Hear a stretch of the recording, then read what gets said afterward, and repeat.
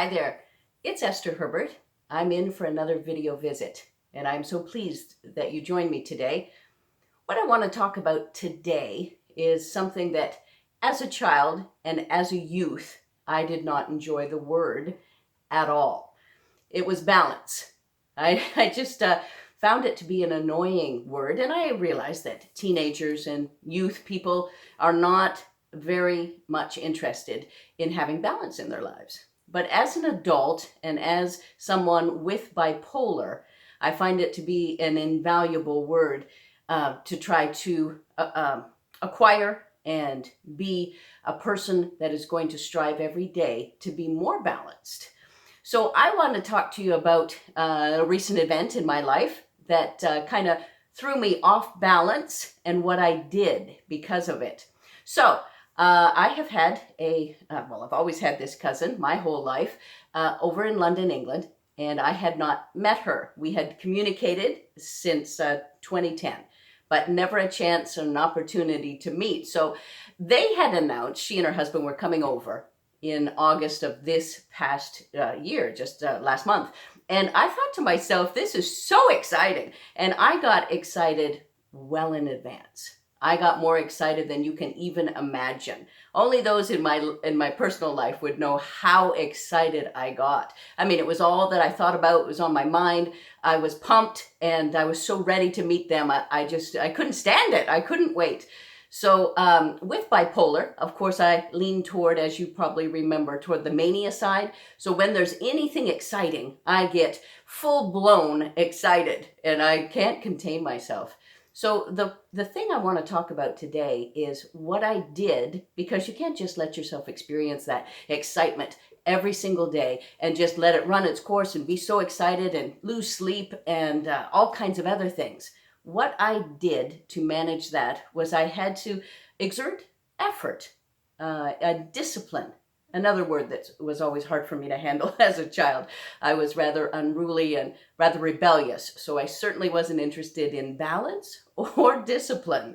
So what I did just this past year in anticipation of their visit was that I did have to go to bed on my regular time. I did have to take, medication if I had trouble sleeping. I did have to shut off the lights. I did have to shut down the phone or the television. And I had to tell myself that I will be useless the following day if I don't get my rest. The other thing I had to do was I had to tell myself that exercise is something that's so vital when you're, kind of winging, vibrating with joy. You also need to maybe exert some of that joy and energy into exercise. So you have to listen to your body. You have to say, okay, this is what it needs, and this is what I'm going to do. Of course, I had to continue with my medication. I was so excited. You think you don't need it, but of course I do, and I did, and I continue to take it every single day.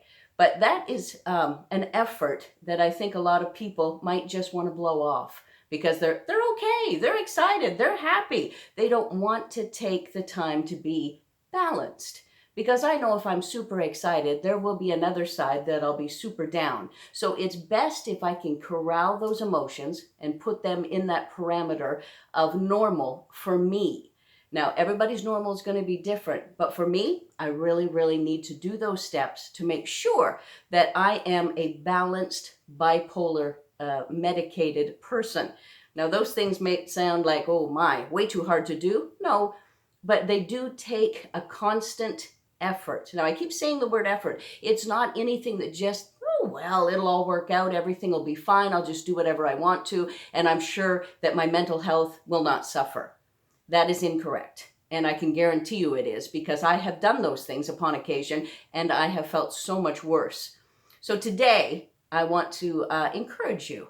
If you are struggling with a mental illness and you know the things that you need to be doing to have a balanced, rich life, and you might not be today because you think, well, why bother? Or it's too much effort. I don't want to do it. I just want to tell you right now that it is something you can do, and it can make such a difference in your life. And I'll tell you, when Jean and her husband came, we had the greatest time. It was fabulous. And of course, there was a dip afterwards because of the visit, the high and then the low.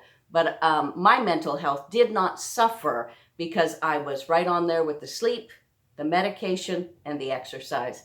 So I want to encourage you today to do the same. Your mental health matters. You matter. And I hope that you enjoyed this visit today. I'll be back next week for another one. Sign up on my YouTube channel. Share it with a friend. Thank you so much.